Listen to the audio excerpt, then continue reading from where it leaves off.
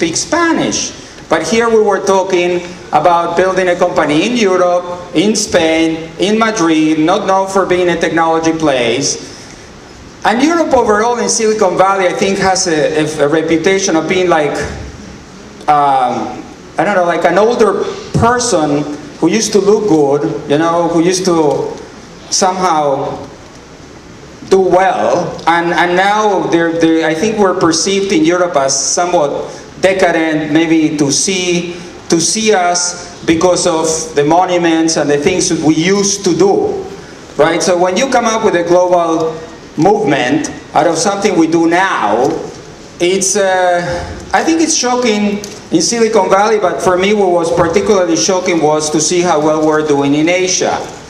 Now, one thing about Asia that I've learned, that I'm new to Asia, is that in Asia, your dream is, when you finally make it, is you want to be a European. And you go to Hong Kong and it's all the European brands. You go to Japan and it's all the European brands. Some American brands, but mostly European brands. And I was extremely encouraged by the fact that the Asians were very happy with all our Spanish words, foneros, anything we want to say. And I was in some way thinking, well, these are the most amazing people in the world, because the Asians will clearly dominate the world in the next 50 years. There's no doubt about it.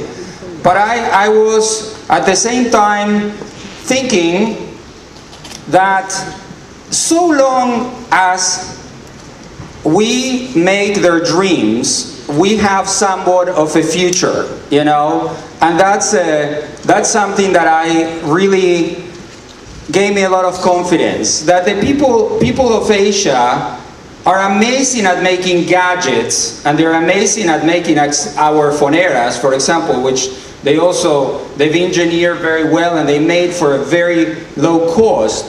But in Barcelona is where we make all the software for these foneras. They make the drivers, but we make the software.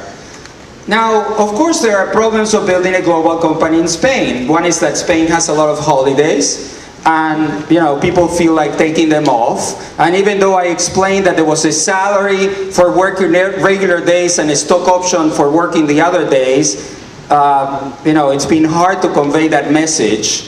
Stock options are pretty unusual in Spain. I built there Jastel, the second largest publicly traded telecom company, and Ya.com, which I sold to Deutsche Telekom, and many people have made significant amounts of money with me in Spain. But one of the problems with those people who do is that many of them I find mostly at the gym when I go to work out. And I'm saying, like, so when are we going to do another startup? And one of the biggest problems of Spain is that there's a general lack of ambition.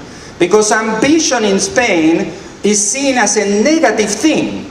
If you say, I'm ambitious, they say, that's horrible. That's not something that, if you say, I want to stand out, that's also a very negative thing. If you make money in Spain, basically you have to apologize every day of your life. I'm sorry I made money. No, I didn't steal it. It just goes against the mentality of a lot of people.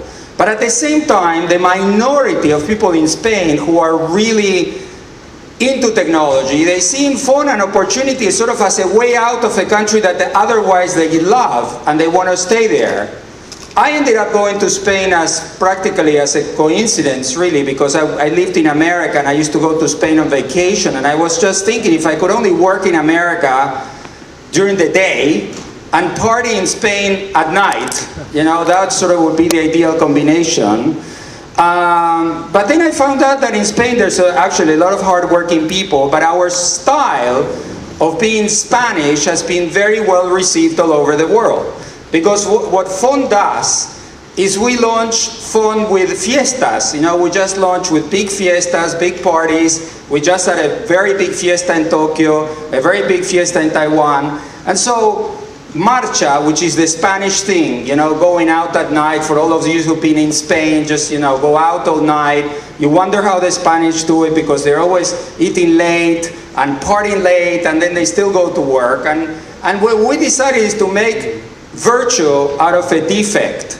out of a flaw, and which is we're proud that we're always fiesta. You know, we're proud that we party all the time. And what we did is we just started doing parties all over the world. And that's how we launched Fun. And we discovered that actually people love to party. They love to party in Taiwan, where, for example, in Hong Kong, Yatsu, our Fonero leader, who was actually a speaker at this conference last year, was sharing with me that his son, who's 2 years old, goes to school. 2 years old, he goes to school. He goes to school to learn Mandarin, and he learns to read at the age of 2. So I was looking in general, and I was saying, but how can it be that the people in Asia start working so hard at the age of 2? They go to school, they do all these things they do, but then actually the GDP of Spain per capita is higher than the GDP of Korea. How can that be? What is it that we do in Spain that makes us party, not study seriously, not be ambitious, apply all the wrong recipes, but somehow we do better than the Koreans who study school at the age of 2? And the French, by the way, on the average, and the French who are, if not on vacation, on strike, they still somehow do better than most of the Asians. What do they do? Now, I don't have an answer, but what I can tell you is that there's clearly a law of decreasing returns, that obviously in Europe we work less, no doubt about it, we work much less. But somehow, I don't know what we do, we think. I guess we create, we do something by which many people in the rest of the world want to be like us. You know, and I don't think we should lose that. A lot of people in America used to want to be like French until Bush came along, and then it became very embarrassing to be French. But I think that's changing now, and people would like to be French or European again. Certainly the Asians want to be like Europeans. And certainly to me, there's no clear relation between the hours that are devoted to projects and the outcome. And that's one of the key elements of being successful, about why Europe is successful.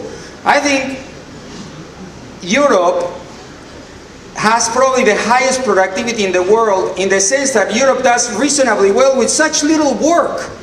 You know, I mean, the Americans maybe do better overall, but if you look at the hours that the average German person works, you know, you say, but they gotta be the most productive people in the world, because they all leave home, or many people leave home early, they go home early, they don't work, you know, they take a lot of holidays, but somehow the GDP per capita is comparable to that of the United States, and you wonder, how is it? So obviously when we work very well. So the people at Fun they work, they also put long hours, and the result has been that we created this extremely successful global company in a year. Last week we became the largest Wi-Fi network operator in Japan, in Taiwan, by number of access points. So I don't have a recipe, but all I can say is that you can get the people who like to party the most, who are the Spaniards, who are the least ambitious, who are the Spaniards, the people who somehow were the least likely candidates to do well, and we've done super well, and we didn't move to Silicon Valley. With all the admiration I have for Silicon Valley, which I didn't know until a year ago, and with my partners at eBay and my partners at Google and everything I see there, the most amazing corporations in the world in some way, and they're clearly the mecca of the internet and so on, I do believe that there's something magic or special that we do in Europe that I don't understand very well what it is. But in the end, if I had to create Fun all over the world, I would do it in Europe, maybe in Israel. I would do it in this part of the world. I think there is something about this part of the world that also we're extremely used to working in other languages. We launch our services in many languages very quickly, and we get going. So with that introduction, maybe I'll open the floor for questions. If you have any questions on this debate of whether it makes sense to work in Europe, Asia, or versus working in the United States, of course, on the internet, and or any comments on this. So thank you, and if there's any questions, please raise your hand.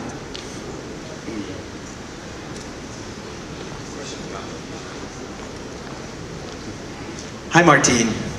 So, how much would you attribute, I mean, first of all, congratulations on all the wonderful success of Phone and the other companies that you've had. But I think maybe you're underestimating the power of the actual entrepreneur who is leading the effort, who is actually doing it. That no matter where you were, that you'd be able to help build a successful, strong, visionary company. And how would you relate the amount of time and effort that you have to put into traveling to other places to work with partners and customers and see them face to face, as compared to a place, say, like the San Francisco Bay Area and Silicon Valley, where it's just a short drive? No, you got me on that one. It's true. I mean, it's true. I mean, obviously, if we were in Silicon Valley, I mean, when I go there, like you said, it's not a short drive away, because every time I go there, like Palo Alto, San Francisco, I spend a lot of time in my car, but certainly not 12 hours on a plane one way, 12 hours on a plane the other way. Was in Asia last week. So my family in Paris now, going to the States next week. So it is true that one of the most wonderful things about Silicon Valley is that it's all there. And regarding myself, and I really appreciate your comments, yes, I do think that one of the missing things in Spain is people who have the cojones to be right or wrong, you know? Like, phone is a crazy, crazy, crazy idea. Like, this idea that people will build their own phone company by putting a base station by the window, it's a lunatic idea, okay? Now, yes, I go there everywhere, I preach phone, I say the virtues of having Wi-Fi everywhere, and we grow, and we convince people like Google and Skype. And you're right that it would be hard for people in Spain, because the education is just not there to create entrepreneurs. When you have a country that people really want to grow up to be a government employee, which is unfortunately how many Spaniards want, or the job attribute that they want the most is job security, about job being entertaining, fascinating, diverse. I mean, I saw polls that were done by the newspaper Expansión, and the attribute that the people wanted out of a job is safety. Job safety was more than anything else. And of course, if you're an entrepreneur, you take a lot of risks. That's exactly the one thing you don't have, safety.